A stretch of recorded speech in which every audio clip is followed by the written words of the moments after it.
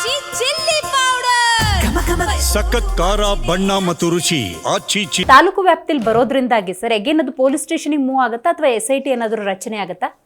No ಅದು ಹೇಳಿಲ್ಲ ನೋಡಿ. ಈಗ SIT ರಚನೆ ಆಯಿತು.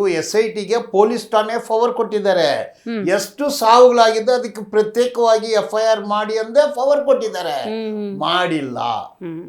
ಮಾಡಿ ನಾನು ಪಾರ್ಟಿ ಮಾಡಿರೋದು ಓನ್ಲಿ SIT. ಗೊತ್ತಾಯ್ತು.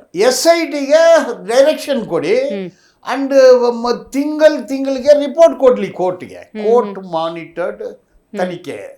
74 ಡೆತ್ತು ಒಂದು ಸಣ್ಣ ಊರಲ್ಲಿ ಅದನ್ನ ನಾವು ಏನೂ ಮಾಡಿಲ್ಲ ಅಂದ್ರೆ ವ್ಯವಸ್ಥೆನೇ ಕೆಟ್ಟೋಯ್ತಂದ ಆಯ್ತಲ್ಲ. ಈಗ ಯಾರಾಗ್ಲೂ ಧ್ವನಿ ಎತ್ತಬೇಕಲ್ಲ. ಇದು legal issue. It is not A street fight. Legal issue ಅಂದ್ರೆ ಲೀಗಲ್ ಆಗಿ ಇದು ವರ್ಕ್ ಮಾಡಬೇಕು. ನಾನು 6 ತಿಂಗಳು ವರ್ಕ್ ಮಾಡಿದ್ದೀನಿ. ಮತ್ತೆ ಇದು ಸ್ಕ್ರೂಟಿನಿ ಆಗಿ ಇವತ್ತು ಇದರಲ್ಲಿ ಯಾವುದು ಆಫೀಸ್ ಅಬ್ಜೆಕ್ಷನ್ ಇಲ್ಲದೆ ಬಂತು. Anyway you have to make submissions ಅಂದು 3/2 ಅಂದು ಡೇಟ್ ಕೊಟ್ಟಿದ್ದಾರೆ. ಇಲ್ಲಾಂದ್ರೆ PIL ಅಡ್ಮಿಟೇ ಆಗೋದಿಲ್ಲ. PILಗೆ ಪರ್ಸ್ನಲ್ ಲಿಟಿಗೇಷನ್, ಪಾಪ್ಯುಲಾರಿಟಿ ಲಿಟಿಗೇಷನ್, ಪೈಸಾ ವಸೂಲ್ ಲಿಟಿಗೇಷನ್ ಏನೇನೋ ಇದೆ. ಸೊ ಆ ಥರ ಇದ್ದರೆ PILನ ಡಿಸ್ಮಿಸ್ ಮಾಡಿ ಆವತ್ತೇ 1 ಲಕ್ಷ ಫೈನ್ ಹಾಕ್ತಾರೆ, 5 ಲಕ್ಷ ಫೈನ್ ಹಾಕ್ತಾರೆ.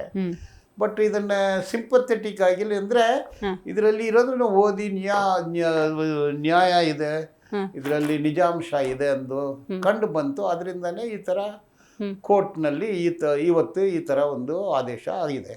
ಪೊಲೀಸ್ ನೆಗ್ಲಿಜಿಯನ್ಸಿ ಕಾಣ್ತಾ ಇದೆ ಸರ್ ಈ ಪ್ರಕರಣಗಳ ತನಿಖೆ ಅಂದಾಗ. ಅದು ಎಲ್ಲರಿಗೂ ಬಿಡ್ತೀನಿ. ಈಗ ಸಾವಾಗುತ್ತೆ, ಊತಾಗುತ್ತೆ, ಅಫೆನ್ಸ್ ಅಲ್ವಾ ಅದು? ಹೌದು. ಈಗ ಮನೆಯಲ್ಲಿ ಯಾರೋ ಆತ್ಮಹತ್ಯೆ ಮಾಡ್ಕೊಳ್ತಾರೆ, ನೀವು ರಿಪೋರ್ಟ್ ಕೊಡದೆ ಬರಿಯಲ್ ಮಾಡಿದ್ರೆ ಆಗುತ್ತಾ? ಡೆಡ್ಲೈನ್ ಏನಾದ್ರು ಕೊಟ್ಟಿದ್ಯಾ ಸರ್ ಈಗ ಕೋರ್ಟ್ ಕಡೆಯಿಂದ? ಇಲ್ಲ 3ನೇ ತಾರೀಕು ನೀವೇನು ಹೇಳ್ತೀರಿ, ಅವ್ರು ಏನು ಹೇಳ್ತಾರೆ ಕೇಳಬೇಕಲ್ಲ. Next procedure one side documents ಕೊಟ್ಟಿದ್ದೀನಿ. ಈಗ ಸಿಟ್ ಏನು ಹೇಳುತ್ತೆ? ಸಿಟ್ಗೆ ಅಧಿಕಾರ ಇದೆ. ಆಗಸ್ಟ್ 6ನೇ ತಾರೀಕು ಸಿಟ್ಗೆ ಪೊಲೀಸ್ ಠಾಣೆ ಎಂದು ಒಂದು ಸೂಚನೆ ಮಾಡಿದ್ದಾರೆ. ಅದು ಪೊಲೀಸ್ ಠಾಣೆ FIR ಮಾಡ್ಬೋದು. ಅವರು ಸ್ಟೇಷನ್ ಹೌಸ್ ಆಫೀಸರ್ ಆಗ್ತಾರೆ.